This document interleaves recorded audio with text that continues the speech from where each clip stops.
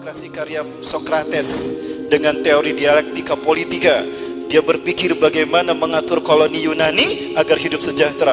Maka dia bertanya kepada orang per orang, dialektika politika. Setiap orang dia tanya, bagaimana menurutmu aturan yang pas untuk mengatur koloni kita agar koloni kita ini sejahtera? Oh, menurut saya bla bla bla. Dicatat itu sama Sokrates.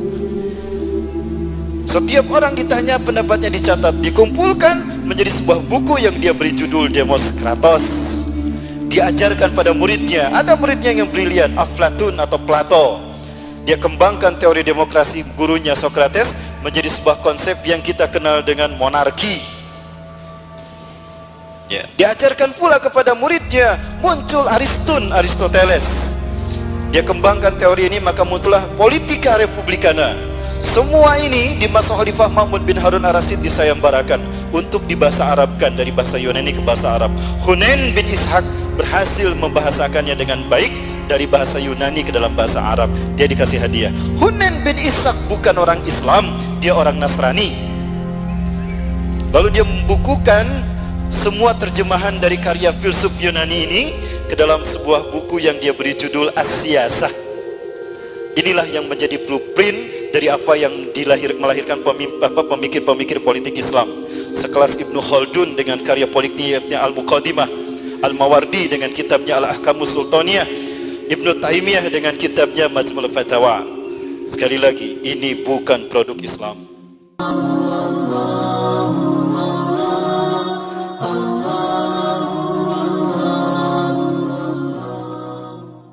Sahabat cinta Quran yang dirahmati Allah, sejarah munculnya demokrasi adalah masa kegelapan Eropa, di mana dominasi gereja dengan penguasa berkolaborasi menindas rakyat. Semua atas nama gereja, semua atas nama Tuhan. Maka kemudian muncullah tokoh-tokoh pemikir mereka yang sudah mulai berpikir bahwa ini ada upaya untuk memisahkan gereja dari negara, bahwa gereja adalah wilayah suci dan politik adalah wilayah kotor. Sehingga jangan bawa-bawa agama dalam urusan politik. Lantas agama hanya urusan Tuhan, gereja adalah urusan Tuhan, dan politik urusan manusia. Maka muncullah ide yang disebut dengan Vox Populi, Vox Dei. Suara rakyat itu adalah sejatinya suara Tuhan. Mengapa demikian? Karena rakyat pasti menginginkan kebaikan untuk diri mereka. Nah, fatalnya demokrasi ini diekspor ke negeri-negeri umat Islam, dan umat Islam menerimanya dengan alasan demokrasi adalah mirip dengan Islam. Contoh, di dalam demokrasi ada prinsip yang disebut dengan musyawarah, dengan prinsip diskusi, dengan prinsip rembukan. Maka di dalam Islam pun sangat menjunjung tinggi yang namanya musyawarah. Karena dalam demokrasi ada musyawarah, dalam Islam juga ada musyawarah, maka mereka mengatakan demokrasi berasal dari Islam. Masya Allah. Oleh karena itu, benarkah demokrasi berasal dari Islam? Tentu mari kita kaji apa perbedaan demokrasi dalam pandangan Islam. Yang pertama, di dalam demokrasi, kedaulatan di tangan rakyat. Rakyatlah yang berhak mengangkat penguasa, menurunkan penguasa, bahkan rakyatlah yang berhak membuat undang-undang bagi penguasa untuk mengatur dirinya. Dalam Islam, kedaulatan di tangan Allah. Asyadah li syar'i, bukan li sya'bi, tapi li syar'i. Kedaulatan mutlak pembuat hukum di tangan Allah. Allah Subhanahu wa taala berfirman, "Innil hukmu illa lillah." Menetapkan hukum itu haknya Allah, bukan hak manusia. Maka dalam pandangan Islam berbeda dengan demokrasi. Dalam Islam, hak membuat hukum di tangan Allah, manusia hanya menjalankan hukum-hukum yang berasal dari Allah. Sama sekali tidak dibenarkan membuat hukum untuk diri mereka sendiri. Ini perbedaan mendasar dari demokrasi dalam pandangan Islam. Oleh karena itu, kaum muslimin yang dirahmati Allah, akhir-akhir ini seluruh dunia Islam sangat-sangat bangga dengan demokrasi. Bahkan mereka menyatakan bahwa semakin demokratis negeri kita, maka semakin dekat dengan Islam. Oleh karena itu, kalau memang semakin dekat dengan Islam, pertanyaan saya adalah, mengapa nggak ngambil Islamnya aja? Mengapa kita mengambil yang mirip Islam? Kenapa kita tidak mengambil Islamnya saja? Contoh, kita punya sepatu original, yang satu mirip original. Pilih yang mana? Original atau yang mirip original? Tentu kita akan mengambil yang original. Oleh karena itu kaum muslimin, sahabat cinta Quran yang dirahmati Allah, maka mulai hari ini kita menolak demokrasi karena sama sekali tidak berasal dari Islam, bahkan bertentangan secara diametral dengan Islam. Yang kedua, demokrasi sesungguhnya adalah produk hasil akal produk manusia yang mencoba mengatur manusia. Manusia membuat hukum untuk manusia, akhirnya manusia menyembah manusia. Na'udzubillah min dzalik. Ini durhaka yang paling besar.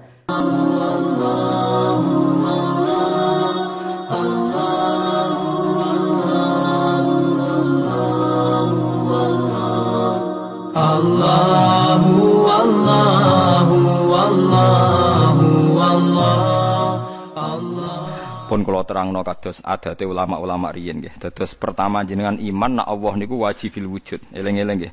Awal kita iman Allah wajib napa? Wujud. Dadi fawwau maujudun qadimun napa? Bagi mukhalifun lil khalqi bil itlaqi. Dadi intine iman itu harus pada sesuatu sing wujud. Asy. Lah wujud sing paling awal iku Allah Subhanahu wa taala. Terus liyane niku mboten wujud. Niki kula gadah cerita sithik niki kula haru tenan roh cerita niki. Ada seorang demokrat sejati. Orang yang sangat-sangat membela demokrasi itu akhirnya dia masuk Islam. Ketika masuk Islam itu alasannya sederhana. Demokrasi itu ndak sayun maujud, ndak sesuatu sing wujud. Kok tak bela-belani nganti mati ku lha opo? Sebenarnya aku nak ning akhirat iku mahwa demokrasi. Dadi dekne tobat akhirnya. Engko aku nak mati demi demokrasi, terus demokrasi dhewe enggak sesuatu sing wujud. Apa iso nyafaati aku? Lah ini yang konco-konco mahasiswa atau LSM atau siapa saja harus mulai mikir. Jadi banyak kita itu ngimani sesuatu sing sesuatu itu ndak wujud. Tapi demokrasi itu makhluke piye rupane? Nah Nabi Muhammad jelas orangnya ada, figur yang ada. Jadi bisa memperjuangkan kita nanti di akhirat.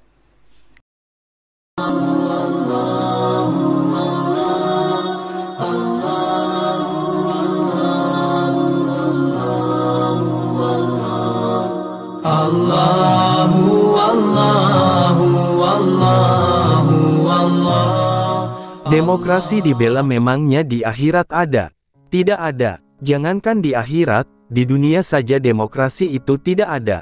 Demokrasi hanya jargon politik yang menipu, yang mengklaim pemerintahan dari dan oleh rakyat. Sistem politik yang menipu, yang menyebut kedaulatan ada di tangan rakyat. Secara fakta, realitanya yang berkuasa dalam demokrasi itu oligarki bukan rakyat. Oligarki kapitalis bersekutu dengan partai politik, merekalah yang berkuasa. Kedaulatan juga bukan di tangan rakyat, tetapi di tangan partai politik dan para kapitalis. Buktinya, saat rakyat mayoritas menolak RUU Omnibus Law Cipta Kerja, demokrasi justru tunduk pada kedaulatan kapital dan partai politik. Apalagi di akhirat, jelas tak ada makhluk yang namanya demokrasi. Kelak, orang yang berjuang mati-matian untuk demokrasi juga tertipu, sebagaimana di dunia demokrasi telah banyak menipu. Tak ada amal yang tercatat, jika dinisbatkan untuk membela atau diniatkan demi dan atas nama demokrasi. Kasihan sekali, jika ada umat Islam yang memiliki akidah Islam masih mengikuti jalan demokrasi. Demokrasi adalah jalan yang diciptakan Yahudi untuk menguasai umat Islam. Demokrasi adalah lubang biawak yang digunakan untuk menjebak umat Islam. Seorang pengemban demokrasi, ketika mati tak akan bisa meminta syafaat dari demokrasi, bagaimana memberi syafaat, lawang wujudnya tidak ada. Membela Allah Subhanahu wa Ta'ala, membela agamanya, jelas akan diberi syafaat di akhirat. Berjuang untuk Islam, menegakkan hukumnya, pasti akan mendapatkan syafaat. Membela risalah Rasulullah Sallallahu Alaihi Wasallam, membela as-sunnah, pasti akan mendapatkan syafaat dari Rasulullah Sallallahu Alaihi Wasallam. Kalau demokrasi tak mampu dan tak bisa memberi syafaat, baik di akhirat juga ketika di dunia, lantas kenapa masih membela demokrasi? Bukankah sebaiknya segera melemparkan demokrasi, dan beralih fokus membela syariat Allah Subhanahu wa Ta'ala? Oleh Ahmad Khozinuddin, sastrawan politik. Jangan sampai amalmu seperti Fata Morgana, ada tapi tiada. Rugikan. Berjuanglah di jalan Islam, agar amalmu Allah nilai, Allah ridho. Janganlah jadi penumpang gelap, jika masih inginkan jalan yang Allah ridho.